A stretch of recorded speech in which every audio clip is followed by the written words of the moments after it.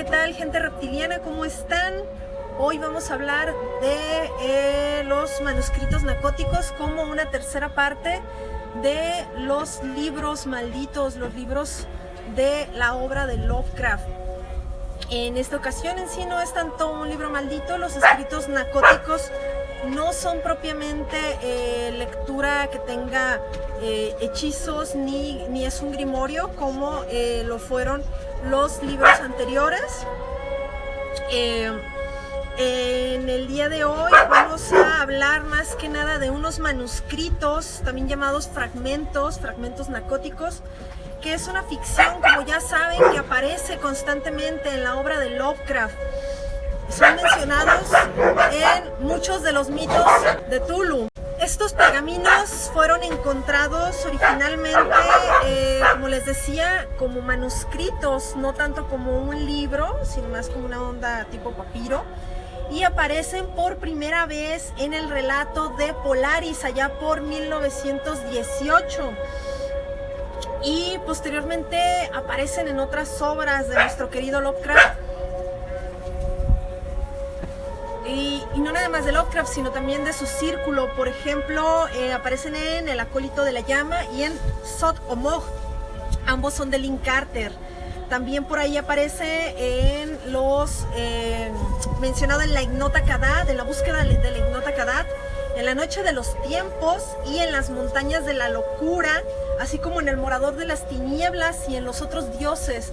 Todos estos escritos por Lovecraft, mientras que aparecen a su vez en El horror y en El horror del museo, que es un escrito en conjunto con Lovecraft y con Hild, y también sale en el diario de Alonzo Typer de Lovecraft y de Lamley.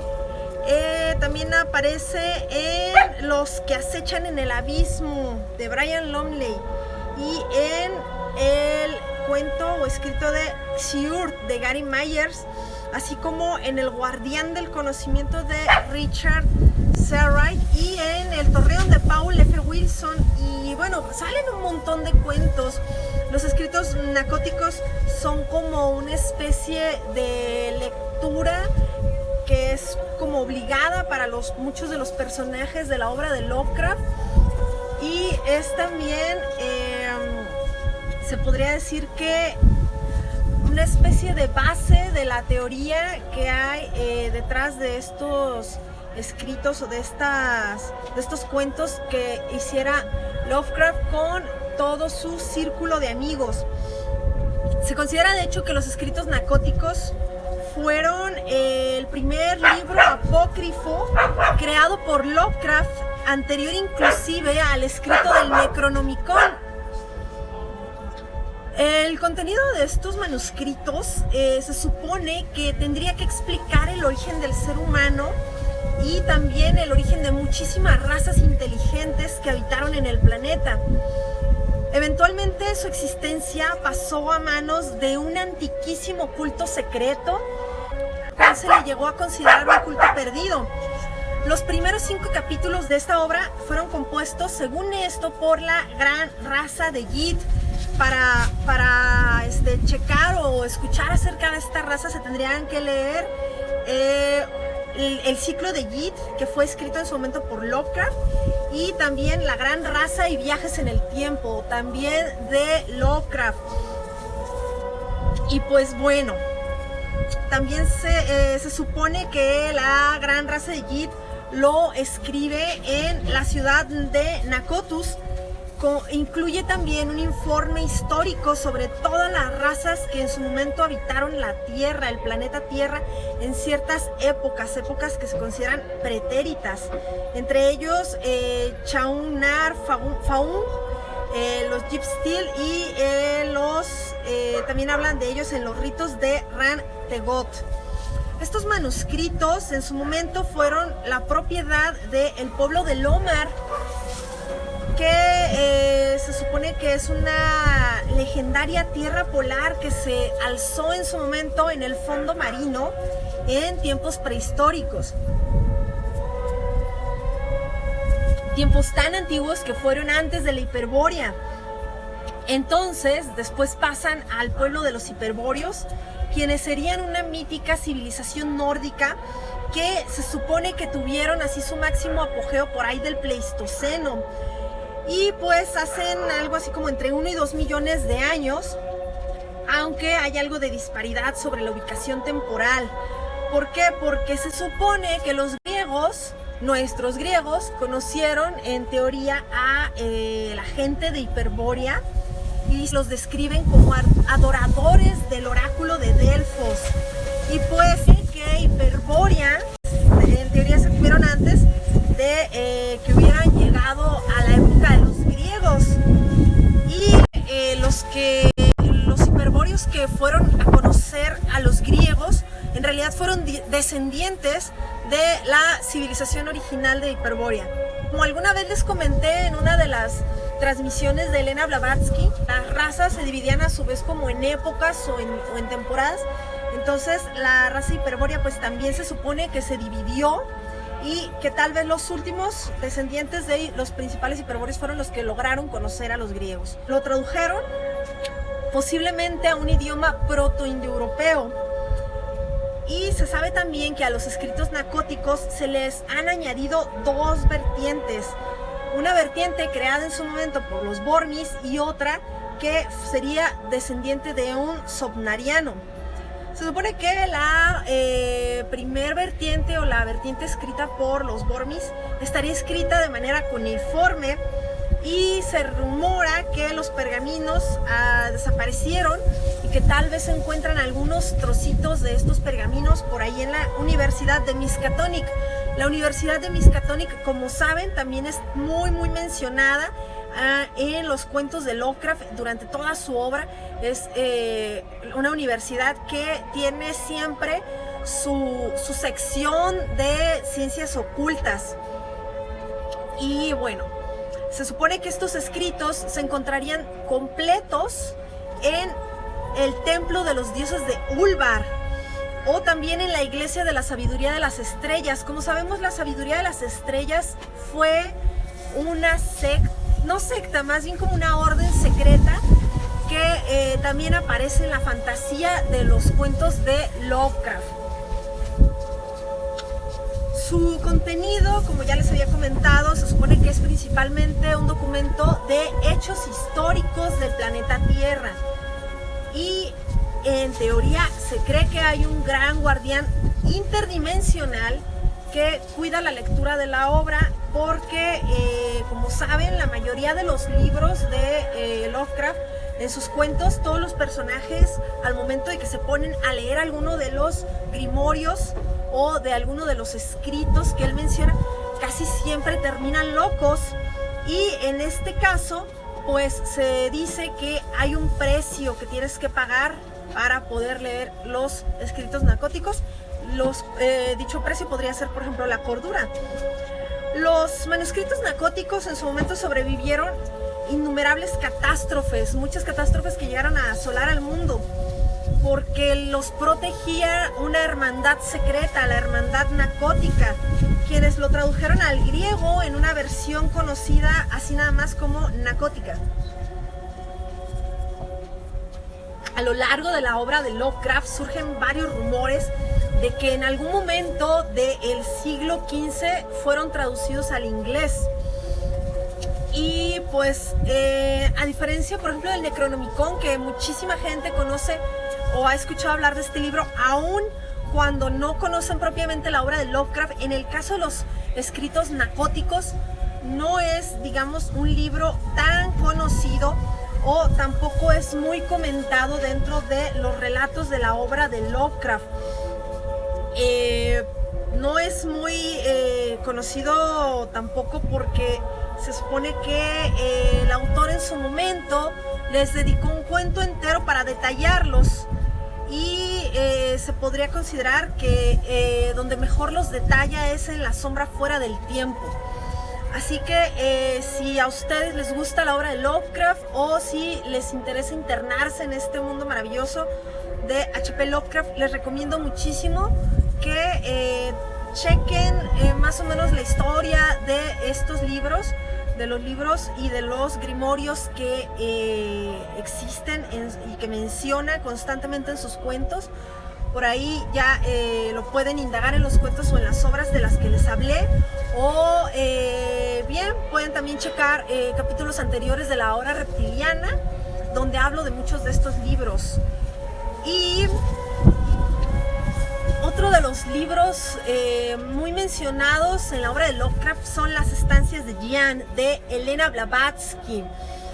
Propiamente, Las Estancias de Jian no es un libro escrito por Elena Blavatsky. Se supone que es un libro que ella en su momento canalizó o tuvo acceso a él, pero no es un libro que ella haya escrito. Lo que ella escribió fue la Teosofía, su libro de la Teosofía, que es toda esta obra, la doctrina secreta.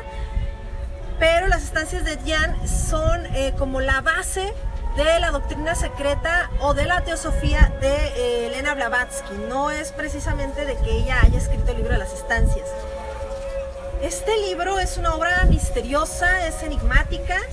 Se le han llegado a atribuir ciertos designios muy sombríos. También dicen que es el libro más antiguo del mundo, y este libro se supone que fue compuesto antes de la humanidad por seres que después serían tomados como dioses. Por eso no nos sorprende que se encuentren en la obra de Lovecraft, porque a Lovecraft le gustaba bastante hablar de los antiguos y de dioses que no eran ni siquiera del planeta Tierra. Por eso su género era el horror cósmico.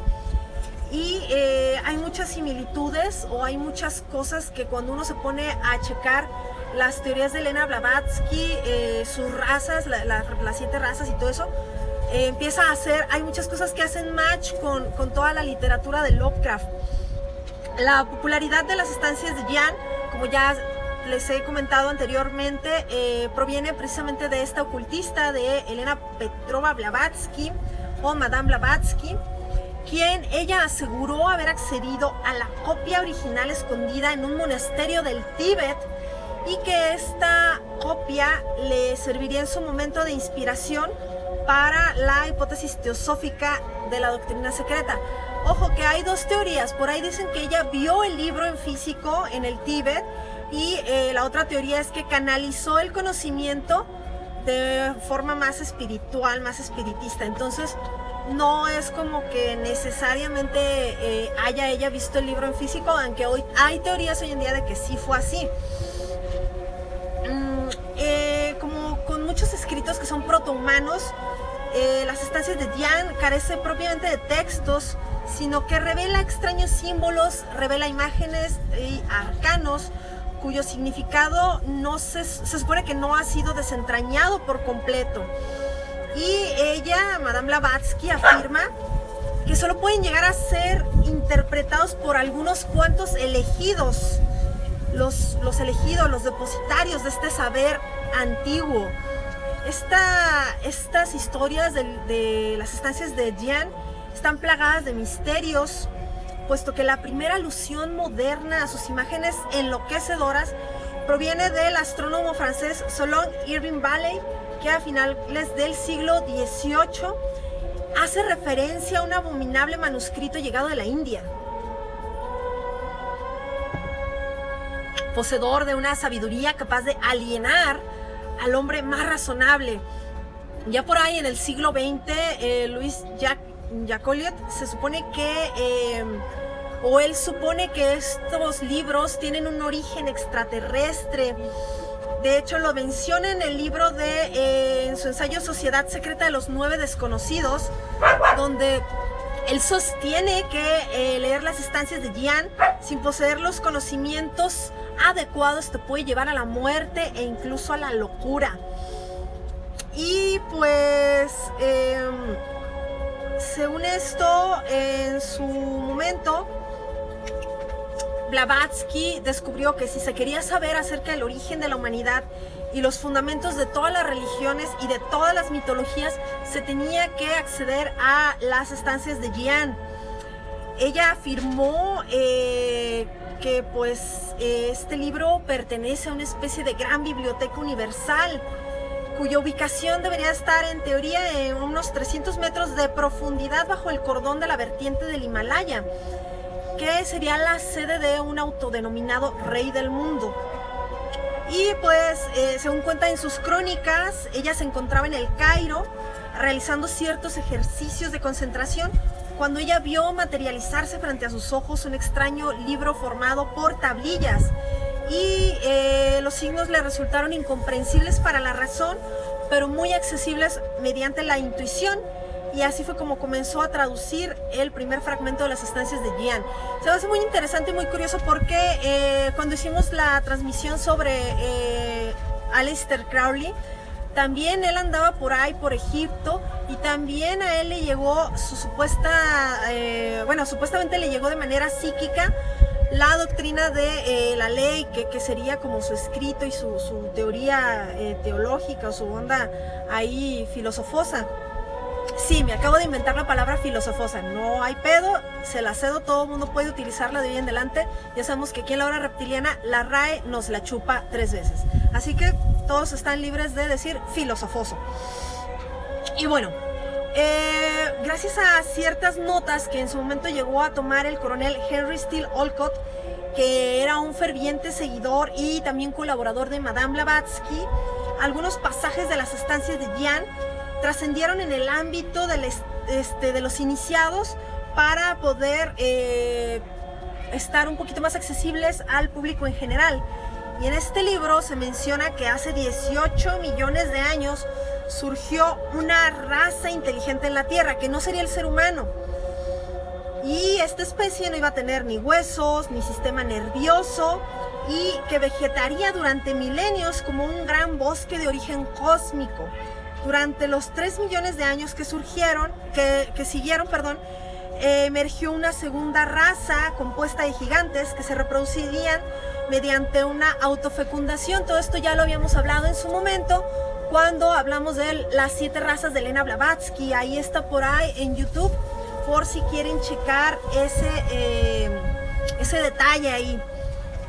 Y bueno, se supone que hace unos 700,000 años, conforme a lo que dicen las estancias de Jian, ambas razas abandonarían la autogénesis, creando una tercera raza de criaturas abominables que después en los textos apócrifos de la Biblia dirían que eran los gigantes, que les decían que iban a ser o que eran una mezcla ahí entre las hijas del hombre y los ángeles, creando unos gigantes, los cuales después se supone que toda esta mitología o todos estos seres serían destruidos con el diluvio. Eso ya lo sabemos por la cuestión de las personas que hayan en su momento leído los libros de Enoch. Y bueno, el abandono de las viejas formas de reproducción más las guerras que hubo en su momento con estos llamados ángeles caídos, se supone que produjeron un decaimiento y que sería seguido del exterminio de los viejos dioses dormidos. Entonces, pues bueno, todo esto está relatado en el libro de las estancias de Jian.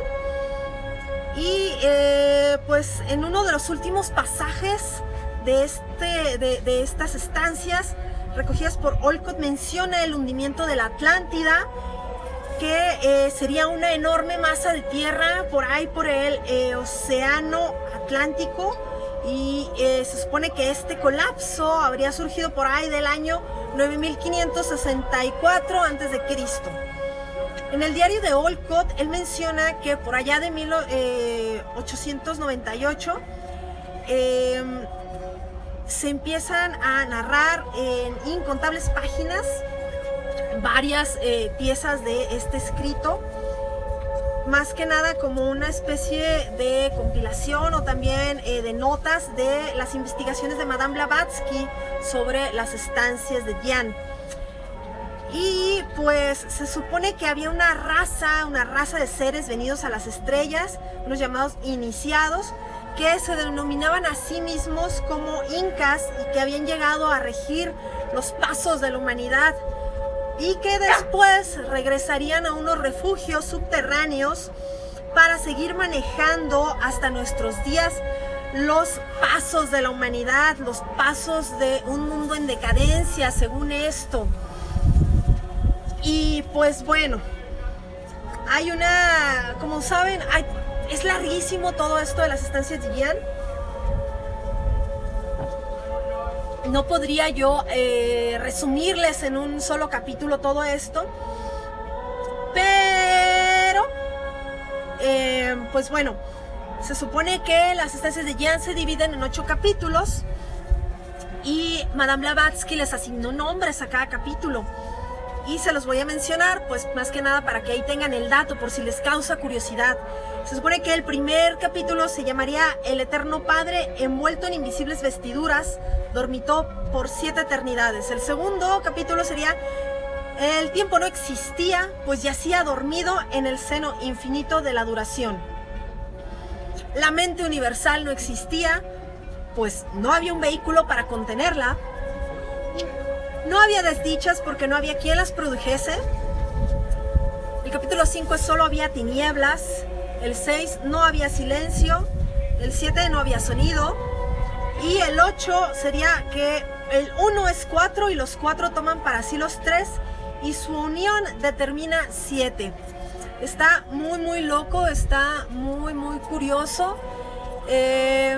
Y pues bueno, extrañamente la propia divulgadora de las estancias de Gian parece haber desoído en su momento las amenazas que el propio libro le daba, porque se dice que cuando ella obtuvo una copia de este en 1852, ella lo hizo en su momento, o sea, obtuvo este capítulo prometiendo su pronta devolución, y en 1855 comenzó a recibir amenazas, comenzó a recibir sueños aterradores que le decían que tenía que devolver este escrito inmediatamente. Ella hizo caso omiso a estas advertencias y pues bueno, como le valió madre, ella cayó gravemente enferma por ahí de 1860. El origen de su padecimiento en su momento fue desconocido porque ningún médico logró acertar a ningún diagnóstico que estuviera acorde a estas dolencias. Y pues bueno, para 1863 Madame Blavatsky inició un largo viaje por allá por Asia, por Europa, con este libro y también con su enfermedad a cuestas. Y para 1870, al cruzar permítanme tantito porque por ahí se está metiendo un poquito de interferencia por la transmisión en Twitch, pero bueno, continuando, por ahí para 1870, al cruzar en barco el canal de Suez, una terrible explosión en las calderas hizo que la embarcación se hundiera y solo ella sobrevivió. Curiosamente dicen que ella sobrevivió porque tenía el libro atado a su cintura y pues bueno, el libro tenía que prevalecer de alguna forma. En 1871 Blavatsky fue baleada en público y este hombre que la había baleado, pues al momento de haber sido apresado, confesó no saber lo que hacía. Su mente estaba siendo dirigida por otra voluntad que lo llevó en su momento a intentar este crimen. Y Madame Blavatsky decidió publicar algunos artículos sobre las estancias de Gian que contienen traducciones sobre una lengua que ella denominó el Censar, que ella consideró que era una lengua intergaláctica. Y pues bueno, Blavatsky ya estaba muy deteriorada, así que antes de morir ella escribe: yo, Madame Blavatsky, que pronto moriré, visto que soy injustamente condenada, manifiesto que los fenómenos que son la causa de mi prematuro fin continuarán por siempre, pero muerta o viva imploro a mis hermanos y amigos que no los den a conocimiento público para satisfacer la curiosidad de la gente que alega pretensiones científicas. Sobre mi lecho de muerte, Ariar, 5 de febrero de 1885. Y pues bueno, como es de esperarse, Las estancias de Gian naturalmente pertenecen o permanecen en un absoluto misterio. Y algunas de sus notas en su momento fueron condensadas después de la muerte de Madame Blavatsky y fueron expuestas en un libro que pues más que nada está en poder de los que después continuaron en la teosofía. Como saben, cualquier duda o dato que necesiten saber, la teosofía es actualmente una organización activa. Tienen una página en la cual ustedes pueden escribir y hacer sus preguntas. Hay muchísima información sobre la teosofía en internet desde la organización oficial de la teosofía que en su momento fundó Madame Blavatsky. Por el día de hoy sería todo. Fue un placer tenerlos aquí en esta transmisión y me despido, no sin antes recordarles que el próximo domingo se viene la historia del Necronomicon para que no se la pierdan. Domingo, ya saben, 8:30, 9 aprox. Y pues aquí nos estamos viendo. Un saludo, reptilianos. Hasta pronto.